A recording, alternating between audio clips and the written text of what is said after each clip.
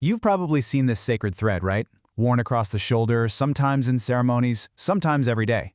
It's called the Yagyopaveet, or a lot of people just call it the Janu. But what is it, really? Let's dive in and unravel the deep philosophy that's literally woven into this seemingly simple object. And, it's so easy to just glance at it and think, okay, it's a piece of cotton string, just some kind of cultural marker. But the source material we're looking at really challenges us to go deeper.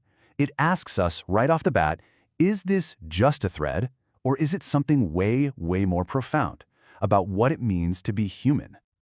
All right, so the first big idea we have to get our heads around is this. This thread isn't about your first birth, the physical one from your mother. Nope, it's all about symbolizing a second birth, a spiritual one.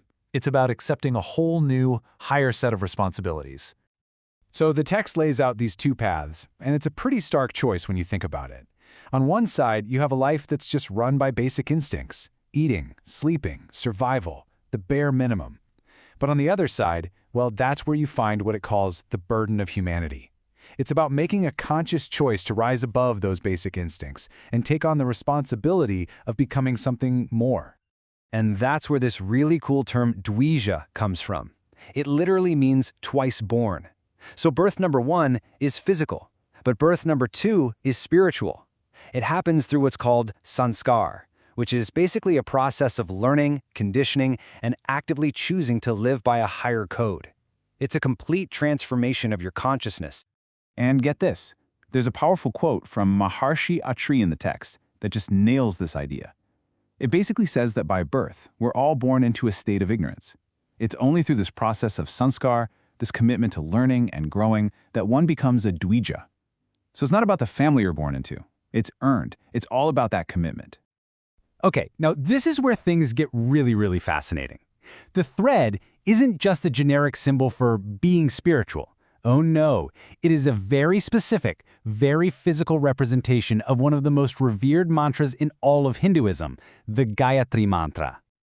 So here's the absolute key. The Yagyopaveet is essentially the Gayatri Mantra in physical form. I mean, think about that. It's like a wearable map of an entire philosophy. A constant, tangible reminder of the mantra's incredible teachings that you carry with you all the time. And the physical structure itself is so cool because it maps perfectly onto the mantra. The Yagyopaveet has 3 main threads, right? Well, each one stands for a key part of the prayer. The first thread is Tat Sevitur Varenyam. The second is Bhargo Devasya Dhimahi. And the third is Dio Yo Na Prachodayat. Every single strand carries the weight and the meaning of this powerful prayer. But wait, it goes even deeper. Before you even get to those 3 main parts, you have the foundational sounds of the mantra, and these are represented by the knots in the thread. The main one is the pranava, Om, symbolizing the divine itself. Then the others stand for Bu, which is self-knowledge, Bhuva, the path of selfless action, and Swa, for that deep, serene stability. It's a whole spiritual system right there, woven into a single thread. Of course, anytime you dive into concepts this deep, questions are going to pop up. And the source text is great because it actually anticipates and addresses them head on. So let's look at some of the common doubts a person today might have. And here's a big one, right? Why wear anything at all? I mean, if spirituality is all about what's inside, isn't wearing an external symbol kind of just for show? It's a totally fair question. Well, the text offers this brilliant analogy. Think about trying to pump water uphill. Water wants to flow down. That's its nature. To get it to go up, you need external tools, a pump, pipes, some kind of system. The idea is that our minds are kind of the same way. The default tendency can be to flow downward, towards what's easy. These external symbols, like the Yagyopaveet, they're the tools. They're the pump that helps us lift our consciousness upward toward higher ideals. Okay, then there's that other feeling, the one that can be really intimidating. It's that voice that says, am I good enough for this? I'm not perfect. I mess up all the time. How could I possibly be worthy of taking on such a serious vow?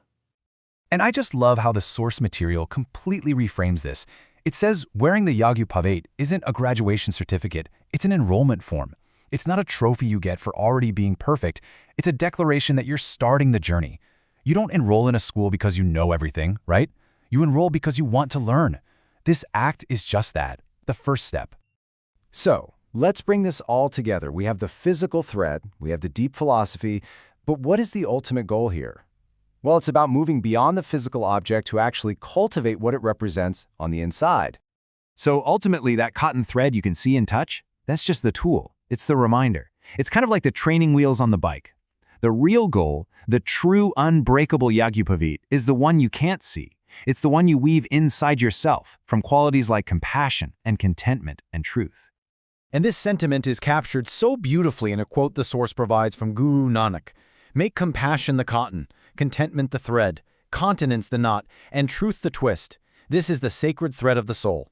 It just says it all, doesn't it? In the end, it's not about what you wear, but about what you are becoming. And that really brings us to the final thought. The Yagyopaveet is this incredible system, this guide. But looking beyond this specific tradition, it pushes all of us to ask a really important universal question. If you had to weave a thread from the principles that truly guide you, what would that thread be made of? What is the guiding thread in your life?